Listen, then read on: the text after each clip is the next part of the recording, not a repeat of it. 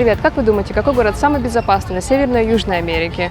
Может быть, это Квебек в Канаде? Или, может быть, это Нью-Йорк в Америке? Или Бразилия в Бразилии? А может быть, Мерида?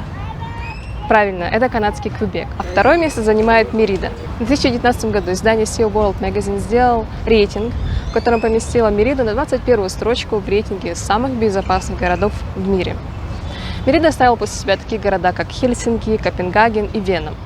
Первый российский город в этом рейтинге появляется на строчке 68, и это Нижний Новгород. А первый американский город разместился на 53-й строчке, и это Солт-Лейк-Сити.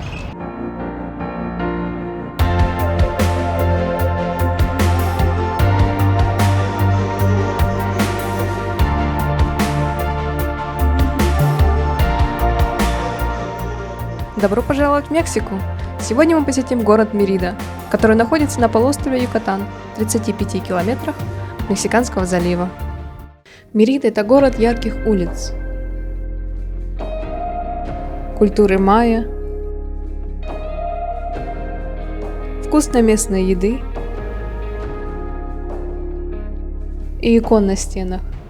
Я никогда не видела столько много икон на улицах. Мерида может быть такой. А еще Мерида может быть вот такой.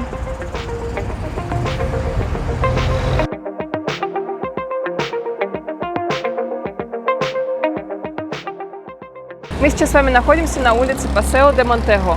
Эта улица была названа в честь испанского конкистадора Франциско Монтего, который основал этот город в 1542 году.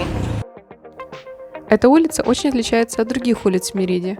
Она более широкая, более зеленая. Здесь находится очень много разных банков, отелей, ресторанов и других зданий.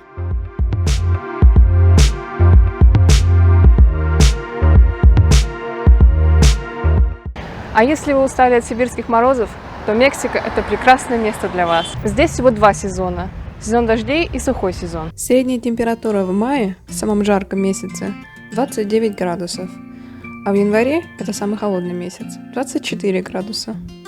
Во время сезона дождей дождь идет каждый день, обычно вечером. Но что меня до сих пор удивляет, так это то, что Мерида вообще не готова к сезону дождей. То есть каждый день идет дождь, и после каждого дождя Мерида затоплена. Такое ощущение, будто никто этого не ожидал, и это произошло впервые.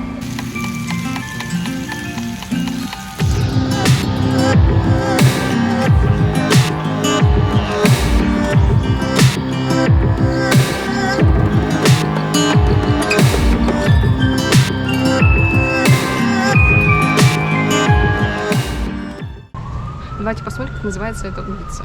Улица называется Кая. Так, подождите. А эта улица как называется? Черт, тоже Кая. Да что же это такое здесь, что все улицы называются Кая? Да, большинство улиц здесь называется Кая. И слово Кая означает улица на испанском. Название улицы – это слово улица и ее номер. В Мериде нечетные улицы идут с востока на запад, а четные с севера на юг. Большинство улиц здесь односторонние, а направление движения соседних улиц чередуется.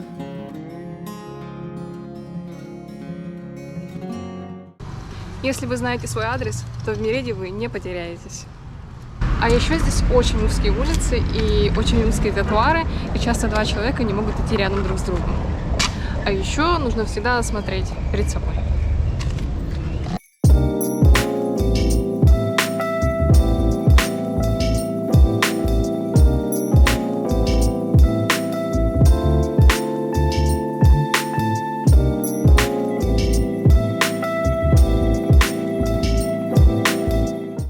Кстати, в Мериде, если очень хочется, то домой вас может доставить карета.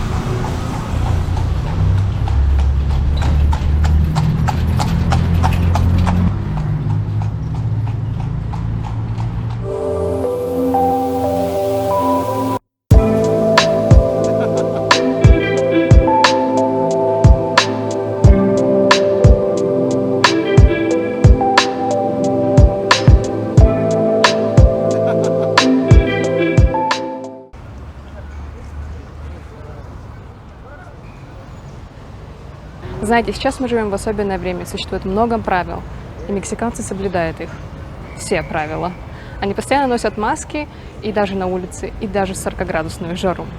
Они используют санитайзеры постоянно. Когда вы заходите в какое-то здание, то у вас проверить температуру, дадут вам санитайзер. А еще здесь любят пленки. И иногда водители помещают пленку между передним и задним сиденьем. А еще эти пленки висят в автобусах. Постоянно все столы в ресторанах обрабатывают санитайзером. И когда вам что-то доставляет, какой-то заказ, то курьер сначала обработает руки санитайзером, а потом даст вам ваш заказ.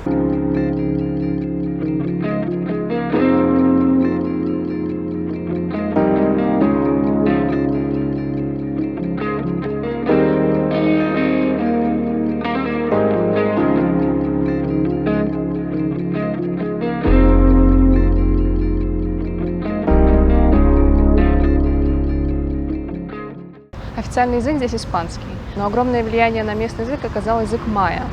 Сейчас есть много слов в испанском языке из языка майя, и, например, мексиканцы в других частях страны не понимают эти слова.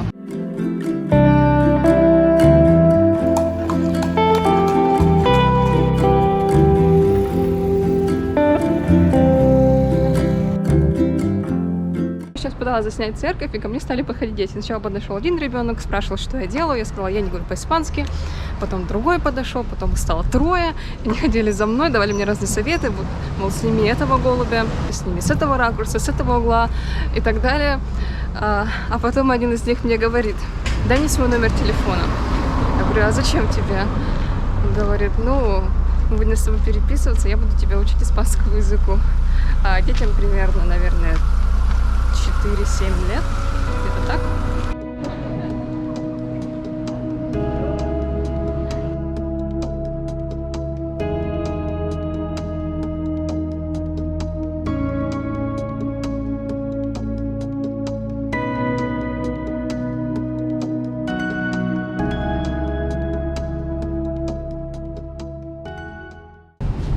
Так как нужно соблюдать дистанцию, когда вы ждете автобус, нужно стоять вот в этих кружочках.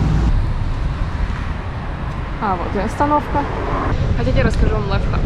Если вы хотите замаскироваться под местных, то нужно надеть черные брюки и черную рубашку в 35-градусную жару. Именно так ходят местные.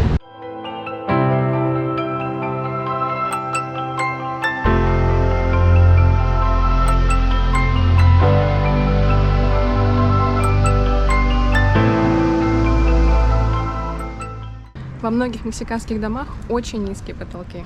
Вот, например, это здание одноэтажное, а вот это, оно чуть-чуть повыше, но оно уже двухэтажное. Но здесь это не проблема, так как средний рост мужчины в Мексике равен 170 сантиметров, а для женщины это 157,9 сантиметра.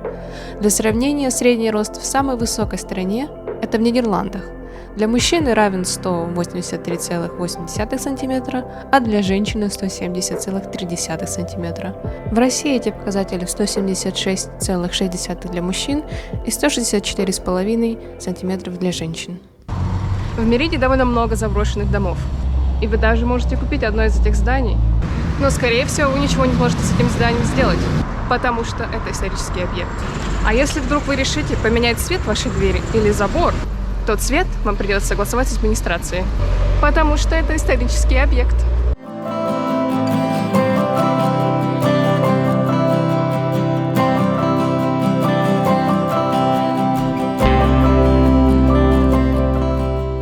Кстати, в Мексике можно купить привычные нам сладости, но что это такое?